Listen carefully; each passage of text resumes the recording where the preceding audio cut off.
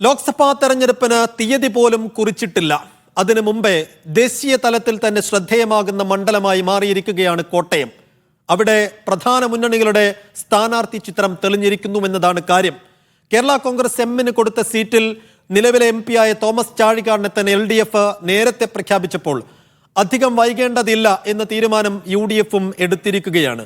Kerala Congress Joseph വിഭാഗം ഇടുക്കി മുൻ MP ആയിരുന്ന മുതിർന്ന രാഷ്ട്രീയ നേതാക്കളിൽ ഒരാൾ കൂടിയായ ഫ്രാൻസിസ് ജോർജിനെ സ്ഥാനാർത്ഥിയായി പ്രഖ്യാപിച്ചിരിക്കുന്നു. അതോടെ കേരള കോൺഗ്രസ് പാർട്ടികൾ നേരിട്ട് ഏറ്റുമുട്ടുന്ന വേറിട്ട പോർക്കളമായി കോട്ടയം ലോക്സഭാ മണ്ഡലം മാറുകയാണ്. ചാഴികാടനും അദ്ദേഹത്തിന്റെ പാർട്ടിയും കഴിഞ്ഞ കുറി UDFിനൊപ്പം കോൺഗ്രസിന്റെ വോട്ടും കൂടി ലഭിച്ചാണ് ജയിച്ചിരുന്നതെങ്കിൽ ഇക്കുറി LDF പാളയത്തിലാണ്. അതിനാൽ തന്നെ കോട്ടയം സീറ്റിലെ ഫലം ചരിത്രത്തിലാദ്യമായി പ്രവചനാതീതമായി മാറുകയാണ്.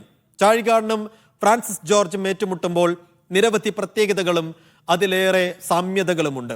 അതിലേക്ക് നമ്മൾ വിശദമായി വരികയാണ്. എൻ്റെ അടുത്ത് ഫ്രാൻസിസ് ജോർജും ഒപ്പം തോമസ് ചാഴികാടനുമുണ്ട്.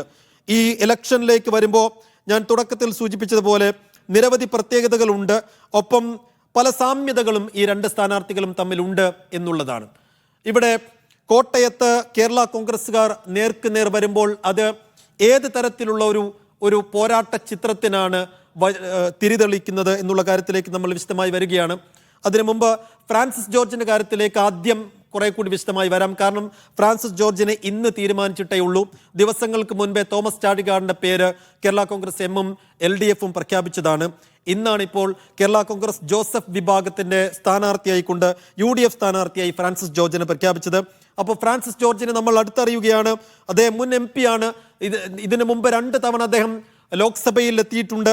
1999-ലും 2004-ലും ഇടുക്കി ലോക്സഭാ മണ്ഡലത്തിൽ നിന്ന് UDFന്റെ MP ആയ അദ്ദേഹം ലോക്സഭയിൽ എത്തിച്ചേർന്നിട്ടുണ്ട്. മൂവാറ്റുപുഴ സ്വദേശിയാണ്. സാമ്പത്തിക ശാസ്ത്രത്തിലും നിയമത്തിലും ബിരുദധാരി കൂടിയാണ് ഫ്രാൻസിസ് ജോർജ് എന്നുള്ളതും കൂടി കാണണം. ശരി, പിന്നീട് 1999-ലും 2004-ലും ലോക്സഭയിലേക്ക് തെരഞ്ഞെടുക്കപ്പെട്ടതിന് ശേഷം 2016-ലും 2021 നിയമസഭാ തെരഞ്ഞെടുപ്പുകളിലും അദ്ദേഹം മത്സരിച്ചിരുന്നു. പക്ഷേ 2 നിയമസഭാ തെരഞ്ഞെടുപ്പുകളിലും തോൽവി പിണയുകയാണ് ചെയ്തത്. അപ്പോൾ അതാണ് ഫ്രാൻസിസ് ജോർജിന്റെ കാര്യത്തിലേക്ക് കൂടുതൽ വിശദമായി വന്നാൽ ആദ്യമായി പറയേണ്ട കാര്യം. ഇനിയിപ്പോൾ ഈ 2 സ്ഥാനാർത്ഥികളും തമ്മിലുള്ള സാമ്യതകളിലേക്ക് വരികയാണ്. തോമസ് ചാഴികാടനും ഒപ്പം ഫ്രാൻസിസ് ജോർജും തമ്മിൽ ഏതെല്ലാം മേഖലകളിൽ സാമ്യതകളുണ്ട് എന്നുള്ളതാണ് നമ്മൾ പരിശോധിക്കുന്നത്. ഇതിലേറ്റവും പ്രധാനം സാമ്പത്തിക ശാസ്ത്രത്തിൽ ബിരുദം, ബാങ്കിംഗ് ജോലി. 2 പേരും തുടക്കത്തിൽ ബാങ്കിലെ ഉദ്യോഗസ്ഥരായിരുന്നു എന്നുള്ളതാണ് ആദ്യം പറയേണ്ട സാമ്യത. കാരണം 2 പേർക്കും സാമ്പത്തിക ശാസ്ത്രത്തിൽ ബിരുദമുണ്ട്. അതനുസരിച്ച് ഇതിപ്പോൾ തോമസ് ചാഴികാടന്റെ കാര്യത്തിലേക്ക് വരികയാണെങ്കിൽ അദ്ദേഹം ബാങ്കിൽ കുറേ കാലം ജോലി ചെയ്തിട്ടുണ്ട്. അതിന് പിന്നാലെയാണ് അപ്രതീക്ഷിതമായി അദ്ദേഹം രാഷ്ട്രീയത്തിലേക്ക് വരുന്നത്. ഫ്രാൻസിസ് ജോർജ് ആണെങ്കിൽ കുറച്ച് സമയം മാത്രമേ അദ്ദേഹം ബാങ്കിങ് മേഖലയിൽ ജോലി ചെയ്തിട്ടുള്ളൂ, ഉദ്യോഗസ്ഥനായി ജോലി ചെയ്തിട്ടുള്ളൂ. അതിന് പിന്നാലെ അദ്ദേഹം അഭിഭാഷക വൃത്തിയിലേക്കും പ്രവേശിക്കുന്നത് നമ്മൾ കാണുകയാണ്. പക്ഷേ അദ്ദേഹം തോമസ് ചാഴികാടനിൽ നിന്ന് വ്യത്യസ്തമായി കുറെ കൂടി നേരത്തെ തന്നെ രാഷ്ട്രീയത്തിലേക്ക് സജീവമായി കടന്നു വന്ന ഒരാൾ കൂടിയാണ് ഫ്രാൻസിസ് ജോർജ്.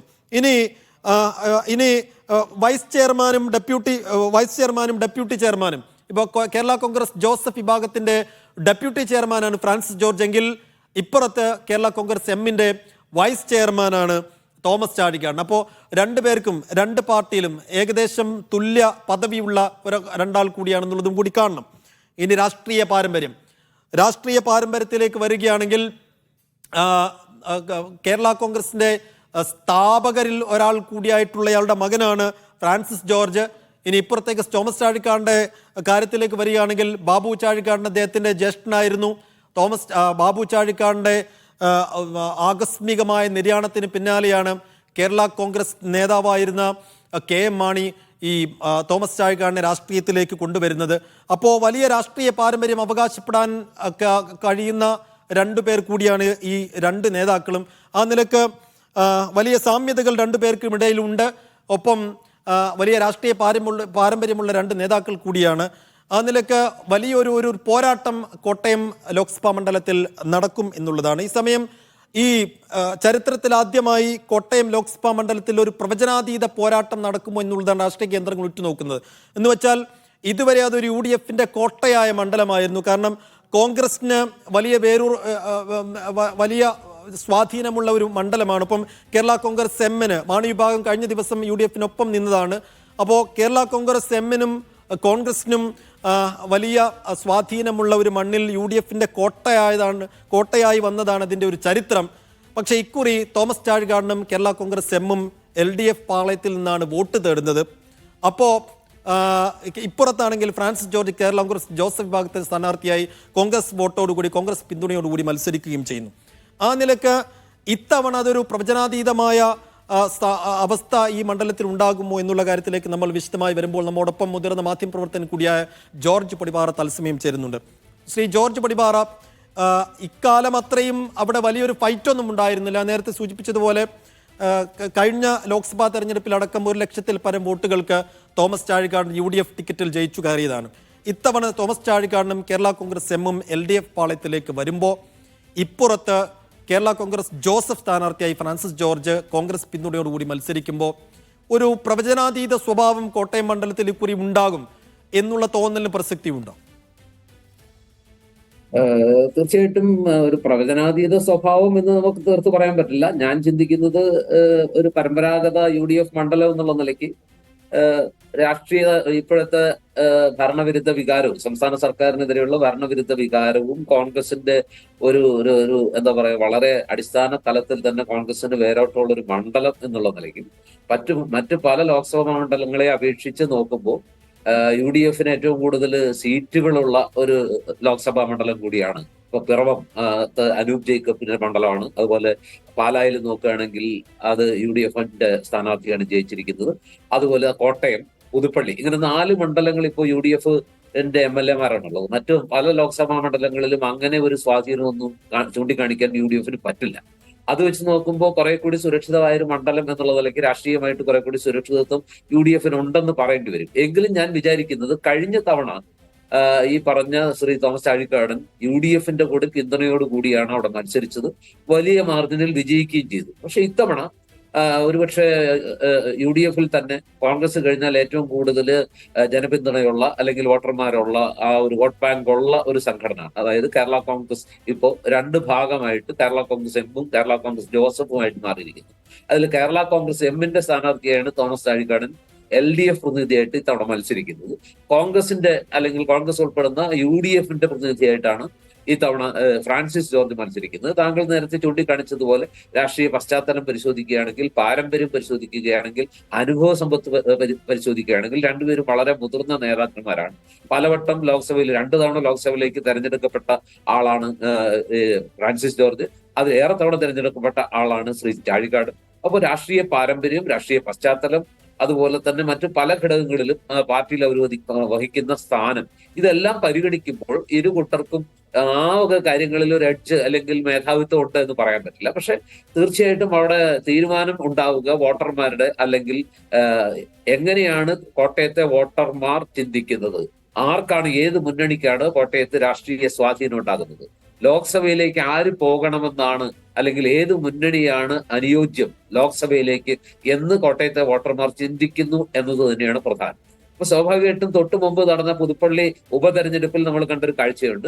ഉമ്മൻചാണ്ടിയുടെ മരണശേഷം നടന്ന ഉപതെരഞ്ഞെടുപ്പിൽ പുതുപ്പള്ളിയിൽ റെക്കോർഡ് ഭൂരിപക്ഷത്തിന് അദ്ദേഹത്തിന്റെ മകൻ ചാണ്ടി ഉമ്മൻ വിജയിച്ച കാഴ്ച നമ്മൾ കണ്ടതാണ്. ഏതാണ്ട് എല്ലാ പ്രതീക്ഷകൾക്കും അപ്പുറത്ത് 40,000-നടുത്ത് 36,000, 39,000 വോട്ടിന്റെ ഭൂരിപക്ഷത്തിൽ ചാണ്ടി ഉമ്മൻ തെരഞ്ഞെടുക്കപ്പെടുന്ന കാഴ്ച നമ്മൾ കണ്ടു. അതുപോലെ കോട്ടയത്ത് ശ്രീ തിരുവഞ്ചൂർ രാധാകൃഷ്ണൻ 2 തവണയായിട്ട് വളരെ കംഫർട്ടബിൾ മാർജിനിൽ വിജയിച്ചുകൊണ്ട് നിൽക്കുകയാണ്. അതുപോലെ കടുത്തുരുത്തി മോൻസ് ജോസഫ് നല്ല ഭൂരിപക്ഷത്തിൽ ജയിക്കുന്ന മണ്ഡലമാണ്.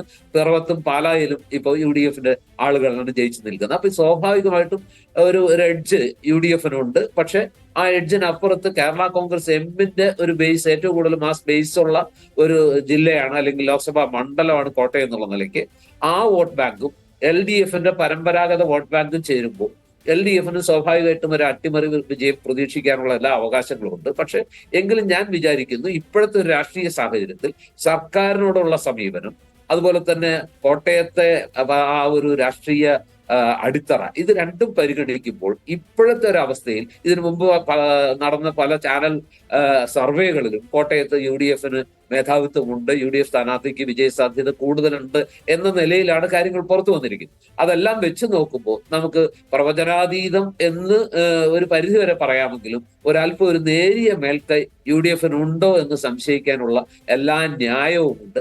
സ്ഥാനാർത്ഥി എന്നുള്ള നിലയ്ക്ക് ഒരു വലിയ മേന്മ ഇരു കൂട്ടർക്കും ഒരാളുടെ മേൽ മറ്റൊരാൾക്ക് അവകാശപ്പെടാനില്ല എന്നത് സത്യമാണ്. പക്ഷെ എങ്കിൽ പോലും രാഷ്ട്രീയ ബലാബലത്തിൽ ഒരുപക്ഷെ ആ മണ്ഡലത്തിന്റെ പഴയകാല സ്വഭാവവും ആ മണ്ഡലത്തിന്റെ പാരമ്പര്യവും അതിന്റെ ഇതുവരെയുള്ള ചരിത്രവും മണ്ഡലത്തിന്റെ പഴയ സ്വഭാവവും ഇപ്പോൾ മാറി വന്ന രാഷ്ട്രീയ സാഹചര്യവും കുറെ കൂടി നമ്മൾ പരിശോധിക്കേണ്ടതുണ്ടല്ലോ. ഇപ്പോൾ കേരള കോൺഗ്രസ് എം കളം മാറ്റി ചവിട്ടിയതിനു ശേഷം നിയമസഭാ തെരഞ്ഞെടുപ്പ് വന്നു, തദ്ദേശ തെരഞ്ഞെടുപ്പ് വന്നു. കാര്യമായ ഒരു പരിക്ക് LDF-ന് ഏറ്റില്ല, UDF-നാണെങ്കിൽ വലിയ പരിക്കേൽക്കുകയും ചെയ്തു. പിന്നീടാണ് നിയമസഭാ തെരഞ്ഞെടുപ്പ് വന്നത്. കോൺഗ്രസിനും കേരള കോൺഗ്രസ് ജോസഫിനുമൊക്കെ വലിയ പരിക്കുകൾ ഉണ്ടാക്കി എന്നുള്ള ചിത്രം നമ്മുടെ മുന്നിലുണ്ട്. അത് കഴിഞ്ഞപ്പോൾ ലോക്സഭാ തെരഞ്ഞെടുപ്പ് വരികയാണ്. ഇപ്പോൾ ലോക്സഭാ തെരഞ്ഞെടുപ്പിൽ ഈ കളം മാറ്റി ചവിട്ടൽ ഏത് തരത്തിൽ പ്രതിഫലിക്കും എന്നുള്ളത് ഇതുവരെ ഒരു മുന്നനുഭവമായിട്ട് LDF-നും കേരള കോൺഗ്രസ് എമ്മിനും മുന്നിലില്ല. അപ്പോൾ ഈ LDF-ന്റെ പരമ്പരാഗത വോട്ട് മുഴുവൻ ഈ എൻ ബ്ലോക്കായി ഈ സ്ഥാനാർത്ഥിക്ക് കിട്ടിയാൽ തന്നെയും ഒരു വിജയ സാധ്യത എത്രമാത്രം ഉണ്ട് ചാഴികാടന്? അവിടെ ഒരു സംഗതി പരിശോധിക്കേണ്ടത്, അതായത് KM മാണി സാറിന് ഉണ്ടായിരുന്ന ഒരു സ്വാധീനം, അല്ലെങ്കിൽ ജനഹൃദയങ്ങളിൽ ഉണ്ടായിരുന്ന ആ ഒരു എന്താ പറയാ ഒരു സ്വാധീനം അദ്ദേഹത്തിന്റെ മകൻ ജോസ് കെ മാണിക്ക് ഉണ്ടോ എന്നുള്ളത് വളരെ പ്രധാനപ്പെട്ട ഒരു ചോദ്യമാണ്. അങ്ങനെ ഉണ്ടായിരുന്നെങ്കിൽ പാലായിൽ കഴിഞ്ഞ നിയമസഭാ തെരഞ്ഞെടുപ്പിൽ അദ്ദേഹം പരാജയപ്പെടേണ്ട അവസ്ഥ ഉണ്ടാകില്ല. അപ്പൊ സ്വാഭാവികമായിട്ടും ജോസ് കെ മാണിക്ക് ശ്രീ KM മാണി സാറിന്റെ കാലത്തുണ്ടായിരുന്ന പോലെ പാർട്ടിയെ നെഞ്ചിലേറ്റുന്ന, പാർട്ടിയെ പിന്തുണച്ചിരുന്ന ജനവിഭാഗങ്ങൾക്കിടയിൽ, സാമുദായിക വിഭാഗങ്ങൾക്കിടയിൽ അത്തരം ഒരു സ്വാധീനം ഉണ്ടോ എന്നുള്ളത് ഒരു വലിയ ചോദ്യമാണ്. അതുണ്ടെങ്കിൽ കേരള കോൺഗ്രസ് എമ്മിന്റെ വോട്ട് ബാങ്കും അതുപോലെ LDF-ന്റെ നേരത്തെ പറഞ്ഞതുപോലെ അവരുടെ നിലവിലുള്ള എല്ലാ കാലത്തും അവർക്ക് സോളിഡ് ആയിട്ടുണ്ടായിരുന്ന ഒരു വോട്ട് ബാങ്ക് ചേരുമ്പോൾ അവിടെ ഒരു അട്ടിമറിക്കുള്ള അല്ലെങ്കിൽ അവിടെ ഒരു വിജയ സാധ്യതയുണ്ട്. പക്ഷേ നമ്മൾ ഈ ഏറ്റവും ഒടുവിൽ നടന്ന പുതുപ്പള്ളി തെരഞ്ഞെടുപ്പിൽ പോലും കണ്ടൊരു കാഴ്ച, കേരള കോൺഗ്രസ് എമ്മിന് പൊതുവെ സ്വാധീനം ഉണ്ടായിരുന്ന അകലക്കുന്നം പോലെയുള്ള പഞ്ചായത്തുകളിലടക്കം, ആ 2 പഞ്ചായത്തുകളിലടക്കം UDF വലിയ തോതിൽ ലീഡ് ഉയർത്തുന്ന കാഴ്ചയാണ് കണ്ടത്. അതിനർത്ഥം അത് നമ്മൾ ചിന്തിക്കേണ്ട ഒരു വിഷയമാണ്, നമ്മൾ കാര്യമായി പരിശോധിക്കേണ്ട ഒരു വിഷയമാണ്. ഇപ്പോഴും കേരള കോൺഗ്രസ് എമ്മിനോടൊപ്പം നിൽക്കുന്ന അണികളുടെ ഹൃദയത്തിൽ ഇപ്പോഴും ആ UDF ആഭിമുഖ്യം ആ നേതാക്കൾക്കിടയിൽ സ്വാഭാവികമായിട്ടും അവർ LDF ചേർന്നപ്പോൾ അതിനോട് ചേർന്നിട്ടുണ്ടാകാം. പക്ഷെ ആ പാർട്ടിയുടെ അണികൾക്കിടയിൽ, ആ പാർട്ടിയെ പിന്തുണയ്ക്കുന്ന സാമുദായിക വിഭാഗങ്ങൾക്കിടയിൽ അത് എത്രത്തോളം എന്താ പറയുക വേരോട്ടം ഉണ്ടായിട്ടുണ്ട്, അത് എത്രത്തോളം ആ രീതിയിലേക്ക് പരിണമിച്ചിട്ടുണ്ട്, ഒരു ഇടതുപക്ഷ മനസ്സിലേക്ക് പൂർണ്ണമായിട്ട് മാറ്റിയെടുക്കാൻ കേരള കോൺഗ്രസ് എമ്മിന് കഴിഞ്ഞിട്ടുണ്ടോ, അല്ലെങ്കിൽ അതിനോട് അവരെ പിന്തുണച്ചിരുന്ന പരമ്പരാഗത വിഭാഗങ്ങൾ പൂർണ്ണമായിട്ടും മാനസികമായി യോജിക്കുന്നുണ്ടോ തുടങ്ങിയ കാര്യങ്ങളും നമ്മൾ പരിശോധിക്കേണ്ടതുണ്ട്.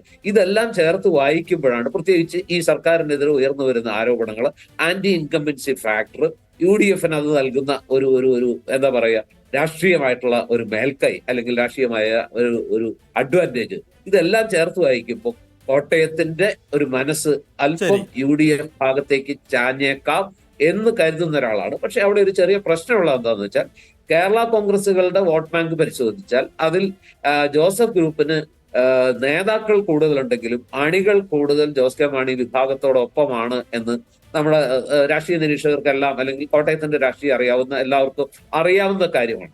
അങ്ങനെ ഒരു സാഹചര്യം ഉണ്ട് എന്നുള്ളത് നമുക്ക് അവഗണിച്ചുകൂടാ. നേതാക്കൾ ഇപ്പുറത്തും അണികൾ മറുവശത്ത് ജോസ് കെ മാണി വിഭാഗത്തോടൊപ്പവുമാണെന്നുള്ള കാര്യം നമ്മൾ അവഗണിക്കാൻ പറ്റില്ല. അതുകൊണ്ട് തന്നെ 100% ഉറപ്പിച്ച് അത് UDF വിജയിക്കും എന്ന് പറയാൻ പറ്റില്ല. എങ്കിലും ഞാൻ വിചാരിക്കുന്നത് ശരിയാണ്. ഈ രണ്ടുപേരുടെയും വ്യക്തിപ്രഭാവത്തെ അങ്ങനെ താരതമ്യം ചെയ്യുന്നു. ഇപ്പോ ചാഴികാടന്റെ കാര്യമെടുത്താൽ സൗമ്യതയുടെ ആൾരൂപമാണ്, മാന്യനായ രാഷ്ട്രീയ നേതാവാണ്.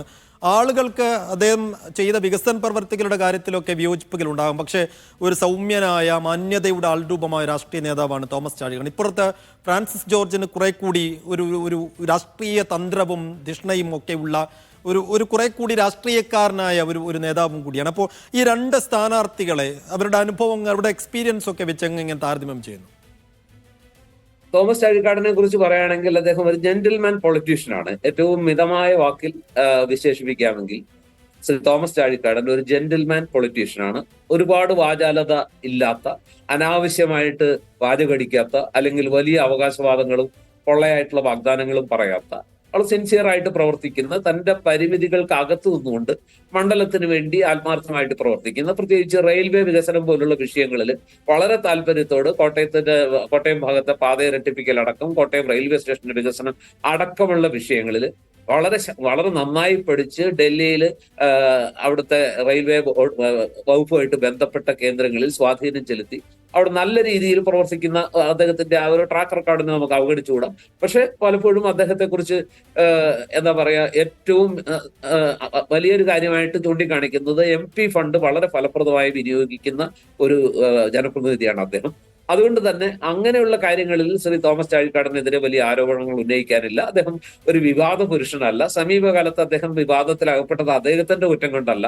അദ്ദേഹം കോട്ടയം മണ്ഡലത്തിലെ പ്രശ്നങ്ങൾ, റബ്ബറിന്റെ വിലയടക്കമുള്ള, അതുപോലെ പാലാ സ്റ്റേഡിയത്തിന്റെ പ്രശ്നങ്ങൾ അടക്കമുള്ള വിഷയങ്ങൾ അവതരിപ്പിക്കാൻ ശ്രമിച്ചപ്പോൾ നവകേരള സദസ്സിൽ മുഖ്യമന്ത്രി അദ്ദേഹത്തിന്റെ പ്രസംഗത്തെ തടസ്സപ്പെടുത്തി അദ്ദേഹത്തെ തെല്ലെന്ന് അപമാനിക്കുന്ന രീതിയിൽ, അല്ലെ അദ്ദേഹത്തിന് ഒരല്പം എന്താ പറയാ ജാള്യത തോന്നുന്ന രീതിയിലുള്ള ചില പരാമർശങ്ങളുണ്ടായി. അത് അദ്ദേഹത്തിന്റെ കുറ്റമല്ല എന്നുള്ളത് നമുക്ക് അറിയാവുന്ന കാര്യമാണ്. എങ്കിലും അതൊരു വിവാദമായി മാറി. അവിടെ അത് കേരള കോൺഗ്രസ് എമ്മിന് പോലും ഒരു വല്ലാത്തൊരു ഒരു മാനസിക പ്രശ്നം ഉണ്ടാക്കി. അവർക്ക് ചെറിയൊരു രാഷ്ട്രീയ പ്രശ്നമായി വളർന്ന ഒരു വിഷയമാണ്. അതിൽ അദ്ദേഹത്തെ കുറ്റം പറയാനില്ല.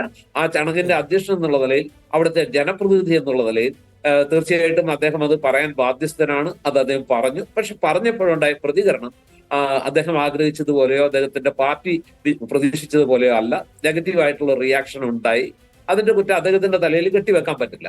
അപ്പൊ സ്വാഭാവികമായിട്ടും ഞാൻ പറഞ്ഞ ജെന്റിൽമാൻ പൊളിറ്റീഷ്യൻ എന്നുള്ള ആ ഒരു മുഖം അദ്ദേഹത്തിനുണ്ട്. സമയപരിമിതി കൊണ്ട് ഞാൻ ഒന്ന് ഇടപെടുന്നു. ശ്രീ ജോർജ് പടിവാർ, എന്തായാലും അങ്ങ് സൂചിപ്പിച്ചതുപോലെ തന്നെ വളരെ പ്രധാനപ്പെട്ട ഒരു കാര്യം, പുതുപ്പള്ളി ഉപതെരഞ്ഞെടുപ്പ് ഫലം പറഞ്ഞേക്കാം. ഒരൊറ്റ വാചകം കൂടി പ്ലീസ്. പറഞ്ഞോട്ടെ. പറഞ്ഞോളൂ.